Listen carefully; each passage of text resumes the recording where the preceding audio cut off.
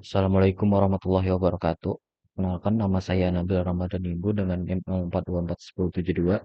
Saya di sini ingin menjelaskan terkait deret Fourier dan saya akan mensimulasikannya di MATLAB. Nah, yang perlu kita ketahui kali ini adalah apa sih deret Fourier itu? Jadi secara sederhana, deret Fourier itu adalah cara untuk membongkar sebuah sinyal periodik yang kompleks menjadi penjumlahan dari sinyal-sinyal sinus dan kosinus yang sederhana. Nah, jika Anda bayangkan, Anda punya resep untuk membuat sinyal. Resep itu adalah koefisien A0, AN, dan BN. A0 adalah nilai rata-rata sinyalnya. AN adalah suatu yang memberitahu seberapa kuat komponen sinus di frekuensi ke N. Dan BN memberitahu seberapa kuat komponen sinus ke frekuensi ke N. Nah, dengan menjumlahkan semua komponen sederhana ini, kita bisa membangun kembali sinyal asli yang kompleks. Nah, selanjutnya kita akan melakukan simulasi deret Fourier pada MATLAB. Nah, kita langsung masuk ke kondigannya. Jadi untuk yang pertama itu bagian satu yang ini itu kita akan menginisialisasi parameter. Jadi kita akan menginisialisasi ya variabel periode sinyal, omega 0 atau frekuensi fundamental dan frekuensi sampling serta vektor waktunya. Setelah kita menginisialisasi semua parameter tersebut, nah kita lanjut ke masuk ke F ideal. Nah, F ideal adalah sesuatu yang kita gunakan pada fungsi square bahan MATLAB. Ini adalah suatu target untuk menentukan suatu target atau sinyal asli yang ingin kita tiru. Nah, selanjutnya di bawah sini ya untuk masuk ke aproksimasi darat Fourier. Nah, n ini adalah jumlah subharmonik yang akan kita pakai. Di sini saya memakai nilai satu dan nanti akan kita ubah-ubah untuk mengetahui perubahan apa yang terjadi pada grafik. Nah, untuk f approx kita set 0. Ini adalah sinyal hasil dari kita nanti. Nah, selanjutnya kita masuk ke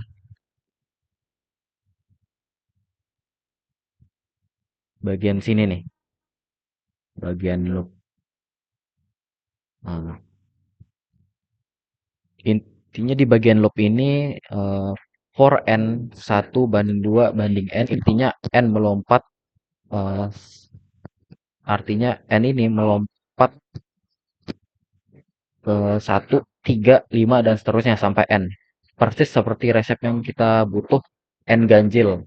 Nah, di dalam loop itu kita akan menghitung koefisien Bn sesuai rumus, yaitu ini Bn sama dengan 4 dibagi n dikali pi. Nah, baru kita buat sinyal sinusnya dengan menggunakan rumus Bn dikali sin dalam kurung n dikali omega 0 dikali t. Nah, baru kita tambahkan sinyal sinus ini ke f approx. Nah, selanjutnya kita akan langsung melakukan ini untuk menampilkan grafiknya teman-teman, dan untuk ini untuk label judulnya. Nah, ini untuk menampilkan hasil dari codingannya nanti. Nah, baiknya akan oke, waktunya kita run.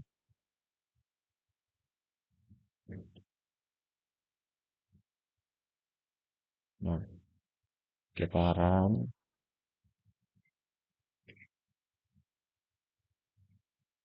Nah, pada saat kita run dengan n sama dengan satu, kita hanya dapat satu gelombang sinus. Ini adalah frekuensi fundamentalnya.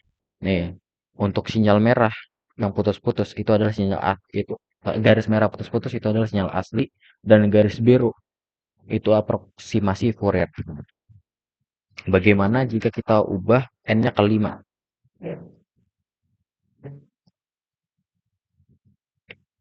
Dan kita run.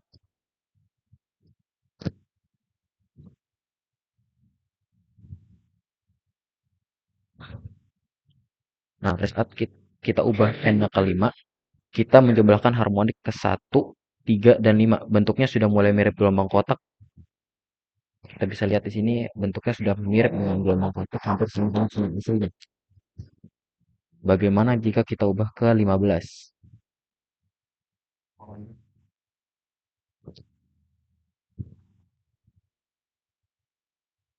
Nah, pada saat n sama dengan 15, kita dapat melihat bahwa eh, aproksimasi Fourier sudah mulai mendekati atau membentuk seperti sinyal asli atau sinyal idealnya. Bagaimana dengan kita ubah ke 51? Oke, dan kita run.